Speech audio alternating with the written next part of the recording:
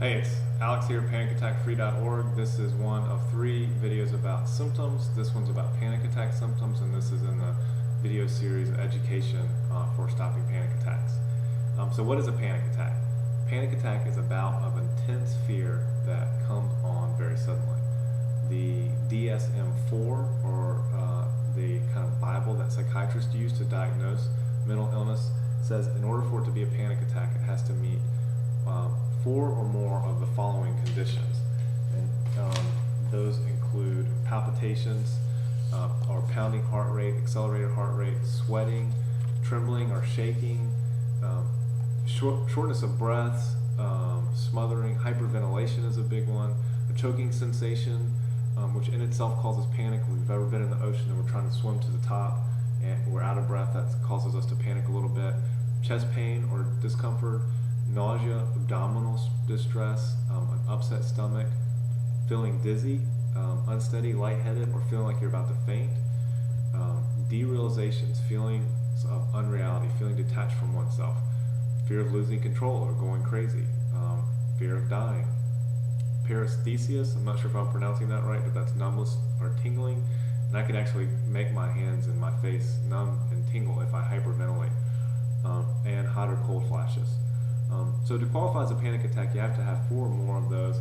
So if you're just sweating, obviously you're not having a panic attack. But if you're sweating, you're hyperventilating, you're afraid of dying, and you're having hot flashes, maybe you're having a panic attack, which is okay, I promise. A panic attack cannot harm you. I'll repeat that. A panic attack cannot harm you, and we're going to talk a lot about that. And also, along with those physical symptoms that we talked about, we talked a lot. Well, let's back up a second. Panic disorder is a mental disease that has a lot of biological symptoms associated with it, such as racing heart rate, hyperventilation, sweating, hot or cold flashes. And so along with those, but it's still a mental illness. Along with those, you have some thoughts. So it's a biological symptoms plus some thoughts. We talked about what some of those thoughts are.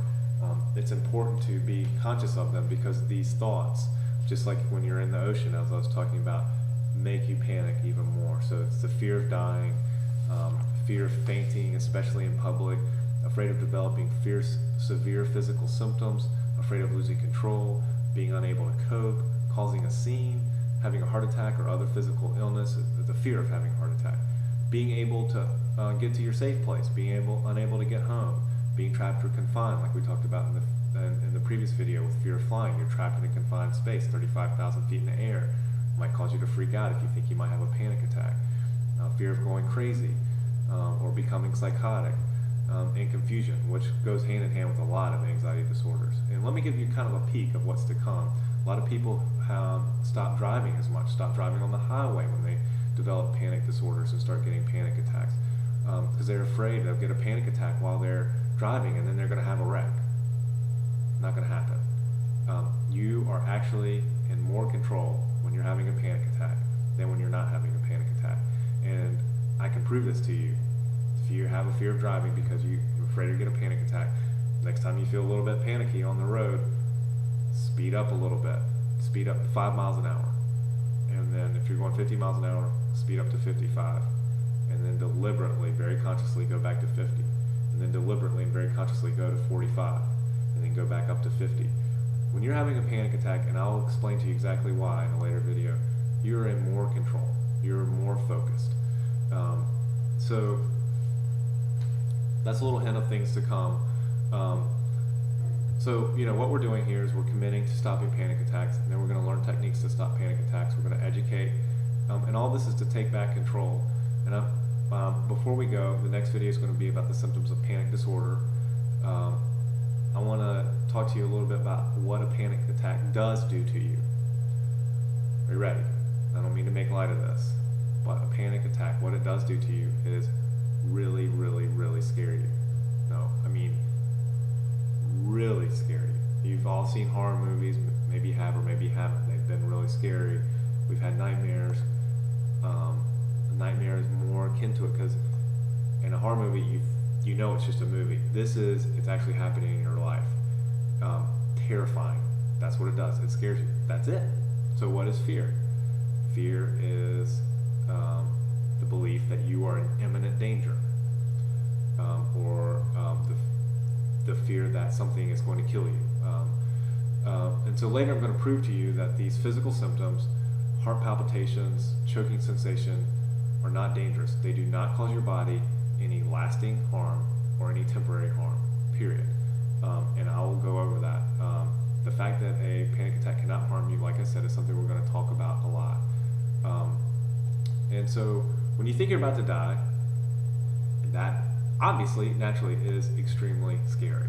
So panic attack is your mind tricking you, deceiving you, deluding you, duping you into thinking that you're in imminent danger. And if you believe you're in imminent danger, that's going to be scary. That's going to be really scary. And if your brain believes that, your brain is going to sound the alarm, and you're going to start having biological symptoms: sweating, hyperventilating, maybe hot or cold flashes, and that's going to create a feedback loop. That's going to provide you evidence. Oh my gosh, I'm sweating, I'm trembling, my heart's racing. I really must be in danger. And you're in the middle of a restaurant.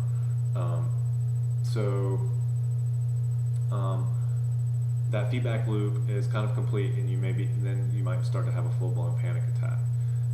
We're going to talk about all this. It's okay. Panic attack cannot harm you. So hopefully that gives you a little more information about how to diagnose panic attacks. Thank you for watching this video. I'm proud of you taking the steps, committing to stopping panic attacks. Email me anytime. I'll be with you the whole way. alex@panicattackfree.org. Sign up for my mailing list. You'll be emailed periodically on tips and material. The next video is on panic disorder symptoms, and so we're on to the good stuff.